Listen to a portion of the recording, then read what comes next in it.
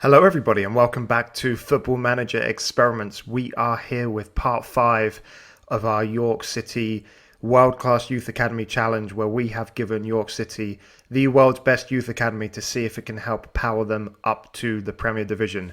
So that includes exceptional youth facilities, which have been downgraded a little bit, exceptional academy coaching, and exceptional youth recruitment. And we're now here in May of 2041, moving ahead 5 more years. And good news, the upward trajectory has returned. So as we left off last time, York had just finished 8th in Sky Bet League One.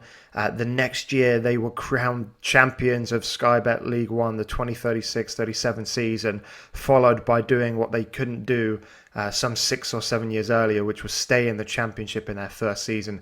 And since then, they've been building 15th place the year after, 9th, and they've just finished the season here, 21st in the table, which is enough, if I click into the right section here, to keep them up by a couple of points. Luton went down despite winning on the last day of the season. So good news, York have lived and will survive for another day in Sky Bet. In the championship, in the Sky Bet Championship. So let's just go back, have a quick look. Let's go back a few years then to their League One championship winning season to see how things went. A very good run around here in sort of September time, September, October, always important period. FA Cup second round, so they got through to the third round. They beat Port Vale away before losing at home to Luton. The league form still pretty good. A couple of defeats scattered around, a few draws around here, but overall a very, very good season indeed, seeing them crowned champions. The season after that, then in the championship, I believe they just about stayed up this year. Carabao Cup third round before being knocked out by Watford. Obviously gets them straight through into the FA Cup third round draw, and ultimately went out in the fourth round to a defeat by Derby County. Couple of wins towards the end of the season that probably helped them out significantly. A decent run here, those 9 points, no doubt, absolutely invaluable. Season after that, Carabao Cup second round, FA Cup fourth round, replay defeat away to Reading after beating Huddersfield in third round, and again, decent season. So this is their best season, I believe, in the championship so far. Knocked out in the Carabao Cup first round. Through to the FA Cup fifth round and knocked out again by Derby on a penalty shootout this time after being 2-0 up at home, conceded a 90th minute equaliser and then ultimately lost it on penalties. Pretty good season that, looking at the information and the results. And then this season that's just finished, absolutely terrible start. What is that? 1, 2, 3, 4, 5, 6, 7 defeats in a row to open things up. They must have been rock bottom. They got their first point there, then lost another 2 games. So at some point we expect to see a very good, successful run. Knocked out in both cup competitions early on. I'm not sure exactly where the run came, but there was some enough draws and wins to see them stay up. So all good there. Let's just then have a look and clicking quickly to the managers. I'm sure they've gone through a few managers here. So Matt Sadler was in charge and Nathan Baker. So where we left off, Igor Tudor took over 2 years before leaving the role. Bradley Dack, Blackburn, attacking midfielder, he's ventured into management, lasted less than 2 years.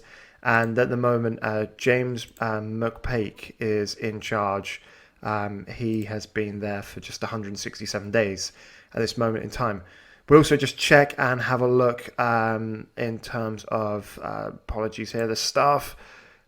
Who is the head of youth development? It's Dan Wilson. I can't believe they haven't looked to improve their head of youth development, but he's still in charge with his very mediocre stats. He's been there ever since we began things. And so let's have a look at the transfer history, see the ins and outs then over the last few years that have allowed them to stay up in the championship. So you can see here one Aaron Stamp here going for 39 million. We'll have to have a look in more detail there. But in recent times, hang on, let me just get onto the current year here actually. Apologies about that. So this is the last season, 24.5 million of outgoing players. Good win, easy. 22 million to Bournemouth, 13.25 million, to Bournemouth. He had a very good last year in the championship, 15 assists after coming through that York City Youth Academy. Other players, let's have a look at Glenn Farley quickly. Also went to Bournemouth. Hasn't done much so far. Only played 26 games for York. So let's click back a little ways then. So this is the year before that. Paul Gonzalez, I believe he was bought in. So no real big standout players. But let's just have a look at Aaron Stamp here, going to Fulham for a big amount of money. And we can see here already 9 caps at the tender age of 22. Have a look at his career stats quickly here. Came through the ranks, League One, really established himself there. A very good season in the Championship there before nailing down a regular spot in that Fulham team. We'll also just click in and have a look at his attributes. Potential ability of 153, so a very solid and versatile player there in Aaron Stamp. See if there's any other sort of standout transfers over the last few years on the sales side. Not much happening here. Mark Wilson going to Sheffield United for 12 million before Fulham have snapped him up. So a few York boys reunited at Fulham down on the Thames. And then in terms of purchases, I mean, there's been some money spent here and there. Let's go to the season where we see the biggest amount of money spent. I think this is one of their seasons in the Championship where they stayed up. So Connor Legg came in pretty old, 33 years old, 5.75. He's been doing all right for them. Purchased him from Birmingham. But really, they've been spreading that money out around a good number of players every single year. Let's see if there's anyone else that they've paid a lot of money for. Leandro Santos coming in from Notts County, previously of Chelsea before being picked up. He's played 25 games last year, 6.6, no goals, no assists, no player of the matches. So again, question marks around the transfer policy, but it is very, very good indeed to see York keeping in the Championship and having that opportunity to build. So just have a look at the current squad.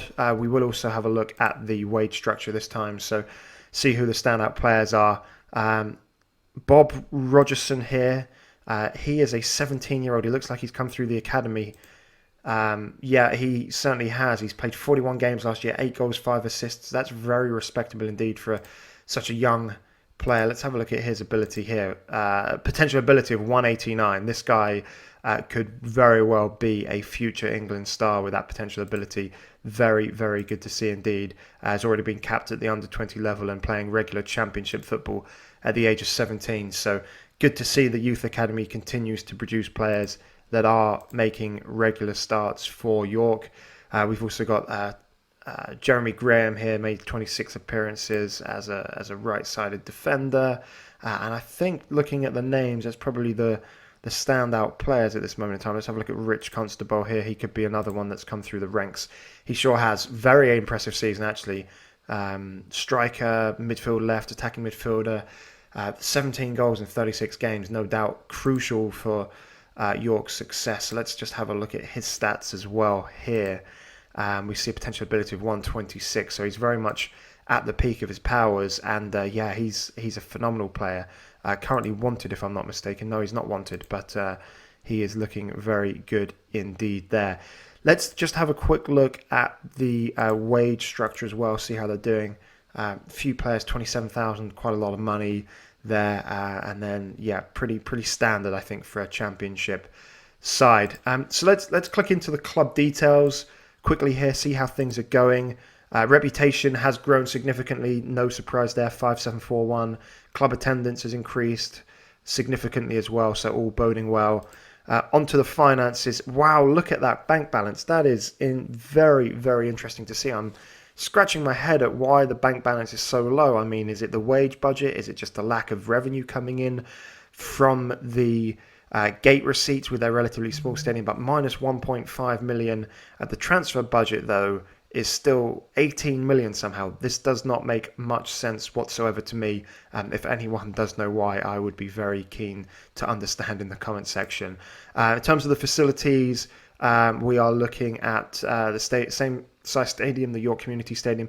The training facilities have been significantly upgraded. I believe they've gone down to 11. So that is excellent to see. That is certainly helping some of those youngsters come through and fulfill their potential ability. Youth facilities still 1 point lower than where we set them all those years ago at 19. Junior coaching, youth recruitment is still at 20. So we are looking pretty good. I mean, the experiment, we've been going for 22 seasons, given that we are, or 21 seasons, given that we're on Football Manager 2020 here. And things have gone well. I mean, from where we started and we got out of the Vanarama League North, it took us a few attempts and then things really did take off before stagnating, and then this recent upward trajectory. So what we'll probably do, we might fast forward 10 years for the final video. Part 6, I think, will be the end, going through to 2051, and really the aim there is to see, did York City make it through to the Premier League? Can they go on a cup run? Maybe some domestic success that could squeeze them into a European competition or something of the like. And also, what will happen to the bank balance? Will that transfer policy need to change now that they are in debt, despite having a huge transfer budget left over? I'm sure there's lots of sell-on youth clauses that the board is banking on here. But that's everything for this video in part 5, guys. Thanks so much for watching as ever. Take care, and we'll see you soon. Thanks, everyone. Thanks for watching this episode of Football Manager Experiments. If you liked the video, please do hit that like button. And if you aren't subscribed, please do subscribe and turn on that notification bell so you do not miss any uploads. If you have any suggestions for future videos or comments on this video, please do let me know in the comments section below. And please do follow me on my socials, which are on the screen right now. Thanks, everybody, and see you in the next video.